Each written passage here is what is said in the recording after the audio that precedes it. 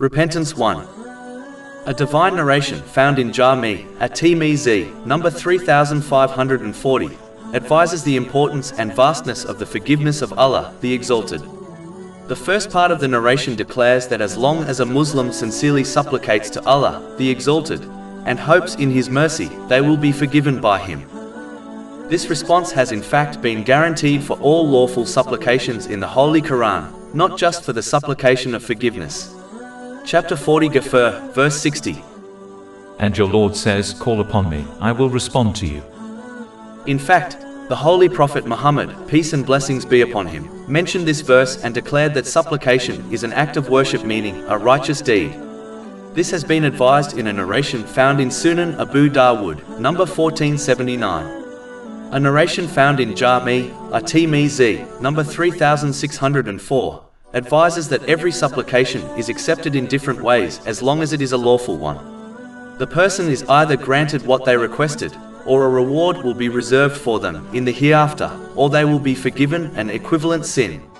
But it is important to note that in order to receive a positive response, a Muslim must fulfill the conditions and the etiquettes of the supplication. In respect to supplicating for forgiveness, this includes actively striving to avoid sins and sincerely obeying Allah, the Exalted, as it contradicts common sense to ask for forgiveness while persisting on sins. One of the greatest supplications a Muslim can make is for forgiveness, as it is a means for one obtaining blessings, avoiding difficulties in this world, and a means to obtaining paradise and escaping hell in the next world. Chapter 71 New, verses 10 to 12. And said, "Ask forgiveness of your Lord.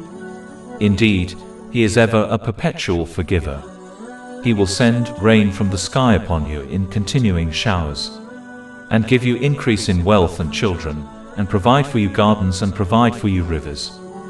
As indicated by the main narration under discussion, having hope in the infinite mercy of Allah, the Exalted, when supplicating, is a condition for forgiveness.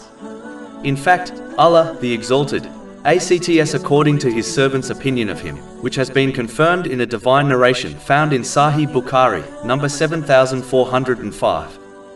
One of the greatest causes of forgiveness is when a Muslim only hopes in Allah, the Exalted, to forgive them, full well knowing no one can forgive them or protect them from punishment except Allah, the Exalted. The next thing mentioned in the main narration under discussion is that no matter how many sins a person commits, the mercy and forgiveness of Allah, the Exalted, is greater. In fact, it is unlimited. Therefore, a person's limited sins will never be able to overcome it. It is why the Holy Prophet Muhammad, peace and blessings be upon him, advised Muslims to magnify what they supplicate for, as nothing is too great for Allah, the Exalted, to grant. This has been confirmed in a narration found in Sahih Muslim, number 6812. But it is important to note that using the fact that the forgiveness of Allah, the Exalted, is infinite as an excuse to persist in sins, is only mocking this important truth, and the one who behaves in such a manner may be deprived of His forgiveness. The next part of the main narration under discussion indicates the importance of sincerely seeking the forgiveness of Allah, the Exalted, which has been mentioned in many verses and other narrations. This act of seeking forgiveness is a part of sincere repentance. It can be understood that seeking forgiveness is an act of the tongue, while the rest of sincere repentance involves turning away from the sin through actions. Sincere repentance also includes feeling genuine remorse, making a firm promise not to commit the sin again, and making up for any rights which have been violated in respect to Allah, the Exalted, and people. It is important to note that not persisting on the same sin is a condition for the repentance to be accepted. Chapter 3 Ali Imran, verse 135. And those who, when they commit an immorality or wrong themselves by transgression, remember Allah and seek forgiveness for their sins, and who can forgive sins except Allah, and who do not persist in what they have done while they know.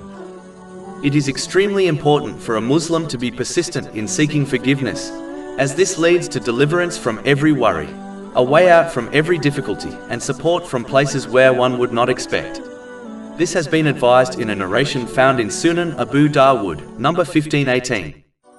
The next thing mentioned in the main narration under discussion is the greatest cause of forgiveness, namely, not associating anything with Allah, the Exalted. There are two types of associating things with Allah, the Exalted, major polytheism, and minor polytheism. The major type is when one worships things other than Allah, the Exalted, or in addition to Him. The minor version is when one acts for other than to please Allah, the Exalted, such as showing off. This has been warned in a narration found in Sunan Ibn Majah, number 3989. In fact, the one who acts for the sake of people will be told by Allah, the Exalted, on Judgment Day to seek their reward from those they acted for, which will not be possible. This is confirmed in a narration found in Jami' at-Tirmidhi, number 3154. The one who acts in this way will find that they will eventually be exposed in this world, and no matter how well they treat others, they will never gain their real love or respect because of their bad intention. This has been indicated in a narration found in Sahih Muslim, number 6705. When one realizes the oneness of Allah, the Exalted, they only intend, think, act and speak for the pleasure of Allah, the Exalted, out of fear and love for Him. This behavior minimizes the chances of committing sins, and whatever sins do occur will be forgiven by Allah, the Exalted.